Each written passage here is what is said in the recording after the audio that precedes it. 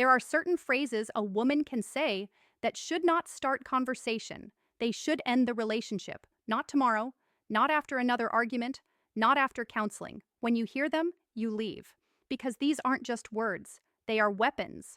They are small windows into how she really sees you as a tool of utility, a man she can devalue and still expect to keep. Men are raised on a dangerous myth. Real love means enduring anything. Happy wife, happy life. Be understanding, she's just emotional. But here's the truth no one told you. Every time you ignore female manipulation, every time you downplay emotional abuse, every time you tolerate these red flag phrases, you're not saving the relationship. You're sentencing yourself to emotional prison. In today's video, I'm going to decode 6 female phrases no man should ever tolerate. 6 lines that are not drama, not just how women talk, but outright emotional warfare. You'll see exactly what they mean, what they reveal about her psychology, and why a stoic man with self-respect walks away instead of negotiating. Before we start, I want to hear from you. What's the worst phrase a woman has ever said to you? Drop it in the comments. Your story might wake another man up. Why a single phrase can end? An entire relationship phrase can end an entire relationship. Most men underestimate the power of a single sentence. They think she was just angry or she didn't really mean it, or worse, maybe I deserved it. But here's the part men never learn. A woman's words reveal her worldview. Every phrase she chooses comes from how she truly sees you. As a person or as a utility, a partner or a provider, a man with dignity, or a tool she can replace when convenient.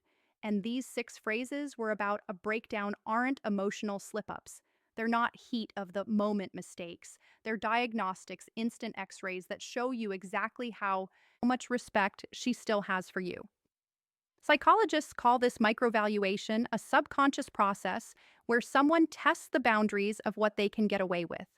But in relationships, especially modern ones, this turns into something much darker: emotional warfare. See, emotional warfare isn't shouting, it's not throwing things, it's not dramatic blow-ups.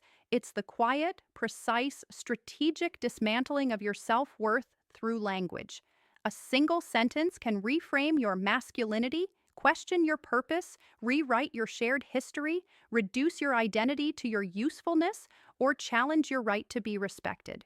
And the tragic part, most men don't even realize they're being manipulated. They think it's their job to take it. They think enduring disrespect is a sign of love, stability, or strength. But Stoicism teaches the opposite. Marcus Aurelius wrote, "You have power over your mind, not outside events," meaning you cannot control what she says, but you can control what you tolerate. And what you tolerate becomes your standard. Your standard becomes her behavior, and her behavior becomes your life. That's why a single phrase can and should end the relationship. Not because you're weak, not because you're dramatic, but because the moment a woman reveals contempt, the relationship is already dying. She's telling you exactly who she is in that moment. Your only job is to believe her. Now let's start with a phrase that sounds harmless, almost innocent, but destroys a man from the inside out. The phrase that erases gratitude, love, and every act of kindness you ever gave. Let's begin. Phrase number 1, I didn't ask you to. The death of gratitude and voluntary love. This is a phrase that looks harmless, almost polite, almost reasonable, but make no mistake. I didn't ask you to is one of the most destructive sentences a man can ever hear in a relationship. Why? Because it targets the very core of how men love. When a man loves, he doesn't love with poetry. He loves with action. He provides, he protects, he solves problems, he fixes her car so she's safe. He surprises her with flowers after a long week. He takes care of the kids so she can rest. And what does he hear in return?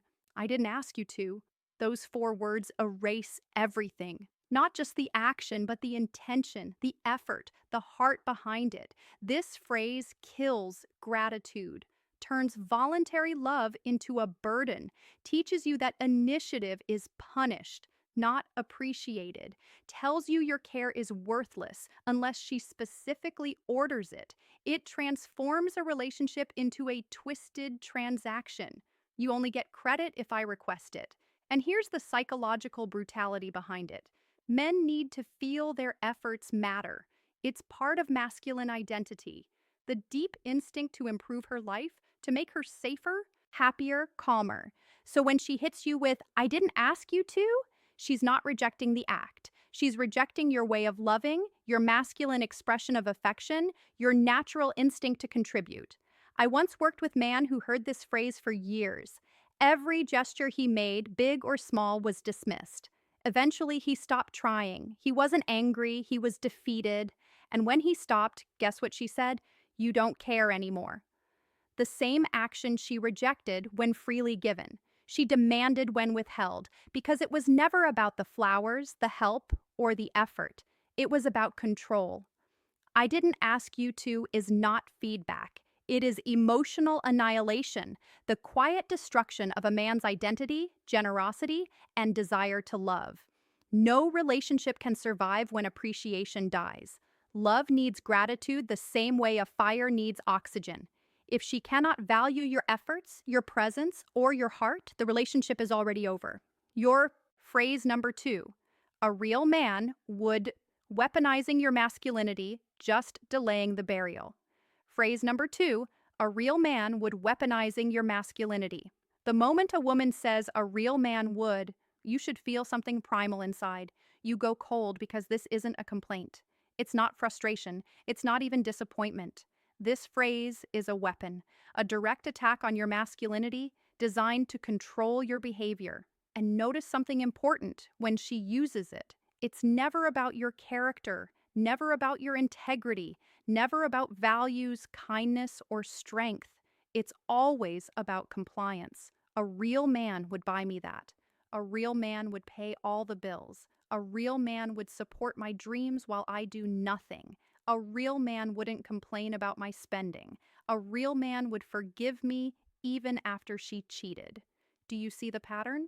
A real man has nothing to do with being a good man. It means being a man who does whatever she wants, whenever she wants. The goalposts are constantly moving. Today, a real man buys her a purse. Tomorrow, a real man doesn't need sex. Next week, a real man cuts off his friends. It's a rigged game because the rules change based on her mood and her desires. You can never win. You can only obey. I once worked with a client who spent 3 years chasing this fantasy version of manhood. His girlfriend kept dangling in front of him. Every time he failed a test, she'd say, a real man would. And he would try harder, work more hours, give up more hobbies, abandon more boundaries, until one day it hit him. Her definition of a real man was simply a man who does whatever I want without question. That realization broke him and set him free. Here's a Stoic truth. A woman who loves you will never question your manhood to manipulate you. She won't use your masculinity as leverage or a weapon. She won't attack your identity to get compliance. So what's the correct response when you hear a real man would, for simple words, then go find him? No arguing, no defending yourself, no proving your worth, because if she's willing to insult your core as a man to get her way, she's already shown you everything you need to know about her character and nothing about yours. Phrase number 3, then why do I need phrase number 3? Then why do I need you? You're not a person, you're a function you. You're not a person, you're a function. This phrase is the mask falling off. No sweetness, no pretense, no emotional fog, just raw, unfiltered contempt. Then why do I need you? The moment these words leave her mouth, she's telling you exactly how she views you. Not as a partner, not as a man she loves, not as someone she appreciates, but as a utility, a paycheck, a status symbol, a service provider, a function in her life that she believes you're failing to perform. It's the utilitarian mindset at its purest. Your value equals the benefits you provide. And when those benefits disappear, even momentarily, so does her attachment. This phrase usually comes out in predictable moments. You lose your job. You can't afford the vacation she wants. You're tired and can't fix something immediately. You won't abandon your family or priorities for her. You refuse an unreasonable demand. Instead of empathy, partnership, or compassion, she launches into a performance review of your usefulness. But love is not employment. Relationships aren't contracts, and you are required to justify your existence in someone's life. I once worked with a man who spent 8 years in what he thought was a happy marriage. 2 kids, a home they built together, a life full of shared memories. Then he lost his job temporarily, 3 months, and in that moment of vulnerability, his wife looked him in the eyes and said, "If you can't provide, why do I need you? Not, how can I support you? We'll get through this. Let's figure this out together." No, her first thought was a loss of utility. Her first instinct was to evaluate his worth as a tool, and he never forgot it. They divorced soon after, and he eventually found a woman who saw him as a man, not a paycheck. Here's the key. Someone who truly loves you asks, "How do we face this together?" Someone who only uses you asks, "Why do I need you?" One reveals partnership. The other reveals transactional selfishness. A woman who sees you as a function will never love you as a person. She will only love what you provide until someone else provides it better. And that's when you'll be replaced. When she asks, "Then why do I need you?" the correct answer is simple. You don't. Phrase number 4. I'm PMSing, using biology as a shield for emotional abuse. Let's get one thing absolutely clear before anything else. PMS is real. Hormonal discomfort is real. Cramps, irritability, mood swings. Phrase number 4. I'm PMSing, using biology as a shield for emotional abuse. Yes, all real. No mature man is denying that. But using PMS as a universal excuse for cruelty, disrespect, and emotional destruction, that is something entirely different. That is manipulation. That is avoidance of accountability. That is emotional warfare, disguised as biology. And here's where most men get trapped. If you challenge it, you're insensitive. If you stand up for yourself, you don't understand women. If you call out the abuse, you're the villain. But the distinction needs to be crystal clear. There is a difference between explanation and immunity. Explanation: I'm feeling emotional today. I'm in pain. I need patience. Immunity: I screamed at you for an hour. Sorry, I'm PMSing. I threw your phone against the wall. I'm PMSing. I insulted your mother. I'm PMSing. That isn't biology. That's a free pass for emotional abuse. One client of mine had a girlfriend who weaponized PMS to justify anything: cheating. I was emotional and vulnerable, spending thousands on his credit card. I was impulsive, publicly humiliating him. I was hormonal. She had diplomatic immunity 1 week every month, and the remaining 3 weeks weren't much better because once someone knows they can avoid consequences, they push further and further and further. Stoicism teaches a timeless truth. Self-regulation is the responsibility of every adult. Your hormones are real, your discomfort is real, but your choices are still yours. You don't get to harm someone and hide behind biology. Men have hormonal fluctuations too, but no man gets to say, "I had high testosterone today. Sorry for punching the wall or screaming at you." It would never fly, and it shouldn't. Here's the bottom line. Understanding biology does not mean accepting abuse. Compassion does not require self-destruction. Empathy does not require being someone's emotional punching bag. A woman who respects you will communicate her discomfort, not weaponize it. She'll ask for patience, not demand immunity. She'll take responsibility, not hide behind biology.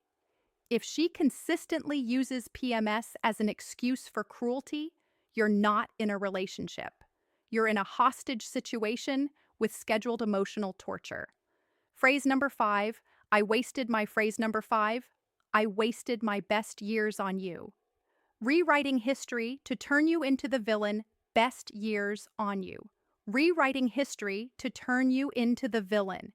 Few phrases slice deeper into a man's heart than this one, not because it's true, but because of what it implies. When a woman looks at you and says, I wasted my best years on you, she's doing something far more destructive than expressing disappointment.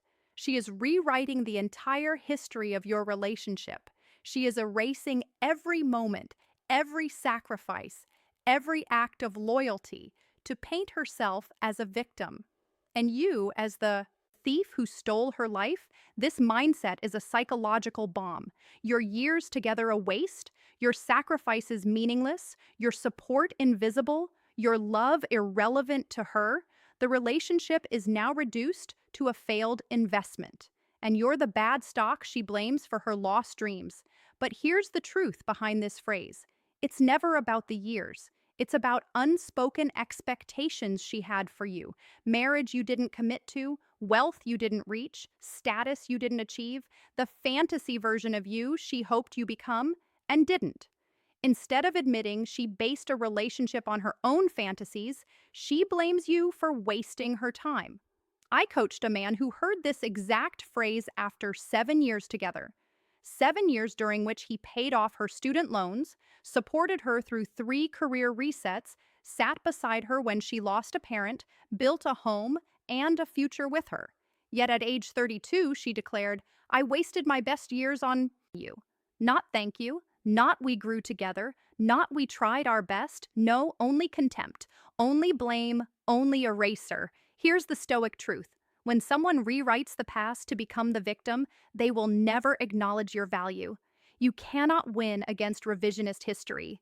You cannot debate someone who's emotionally invested in their narrative.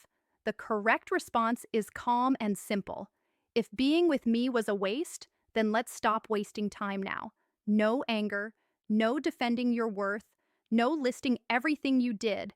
Because if she genuinely sees your shared life as wasted, she's already left the relationship emotionally. You're just the last one to find out.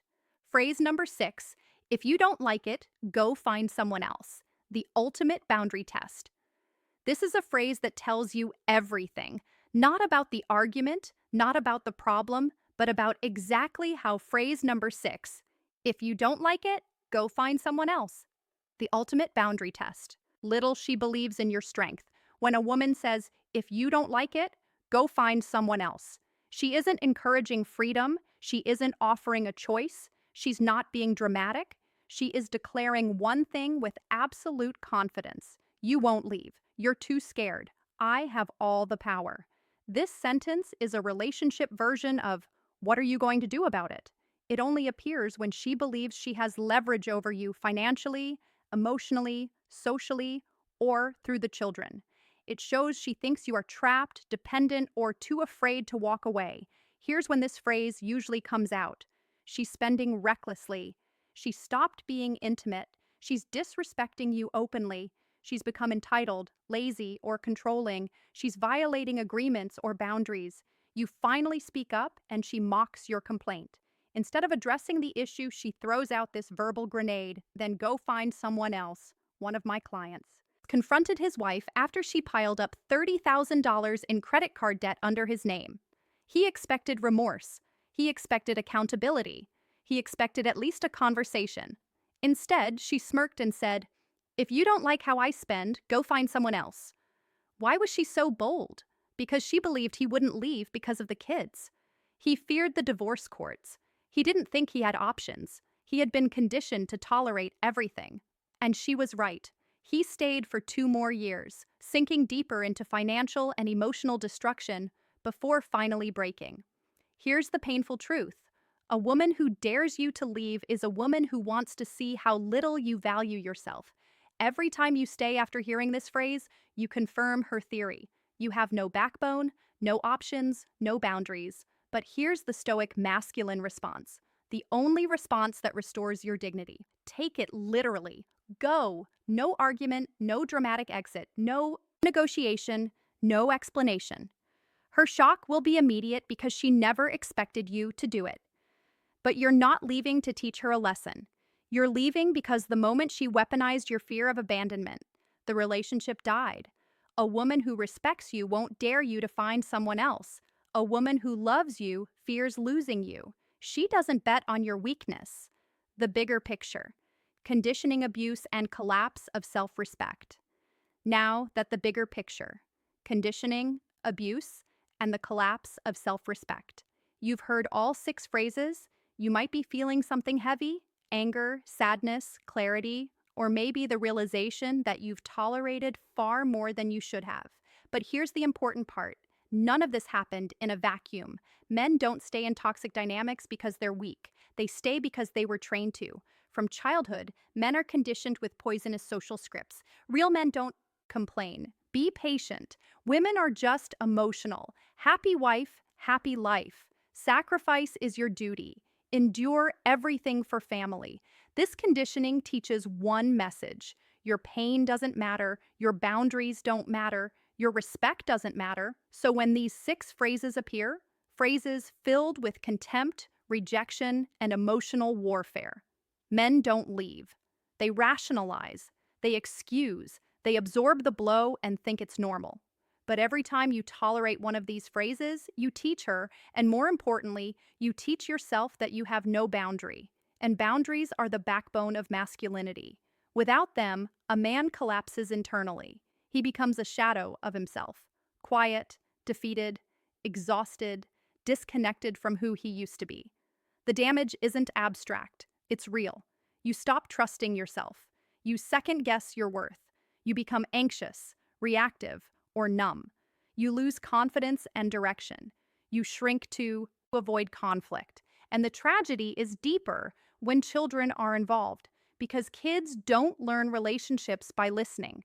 They learn by watching. Your sons learn that being a man means tolerating disrespect. Your daughters learn that treating men with contempt is normal. Staying for the kids doesn't protect them. It teaches them a broken model of love. And the common fears that keep men trapped: fear of loneliness, fear of losing the children, fear of losing money, fear of starting over. But here's a truth that every man eventually discovers: staying out of fear is not love. It's emotional imprisonment. You're not saving the relationship. You're serving a sentence. The moment you think, I can't leave, because you've already traded your self-respect for survival. And nothing destroys a man faster, but nothing rebuilds a man more powerfully than reclaiming his standards. And that's exactly what comes next. These 6 phrases are mistakes. Conclusion: they aren't emotional slip-ups. They aren't moments of weakness. They are red lines, non-negotiable indicators that the relationship is no longer built on love, respect, or partnership, but on contempt, manipulation, and emotional warfare. A Stoic man does not argue with contempt. A Stoic man does not negotiate with disrespect. A Stoic man does not offer therapy to someone who enjoys devaluing him. When you hear one of these phrases, when a woman questions your manhood, erases your effort, reduces you to utility, uses biology to justify cruelty, rewrites your shared history, or dares you to leave, your job is not to fix her. Your job is to walk away, because self-respect is more important than the fear of being alone. Peace is more valuable than proximity. Dignity is worth more than any relationship built on contempt. Here's the beautiful truth many men never learn. There are women who appreciate effort, women who say thank you, women who take accountability, women who respect boundaries, women who value masculinity instead of weaponizing it. But you only meet them when you refuse to tolerate abuse. You only meet them when you decide your soul is worth protecting. You only meet them when you stop choosing pain out of habit. Before you go, I want to hear from you. Which of these phrases have you heard? What kept you staying? And what finally made you leave? Or what do you think would? Drop your story in the comments. It may help another man reclaim his strength. Thank you for watching, brother. Stay strong, stay grounded, and choose yourself first.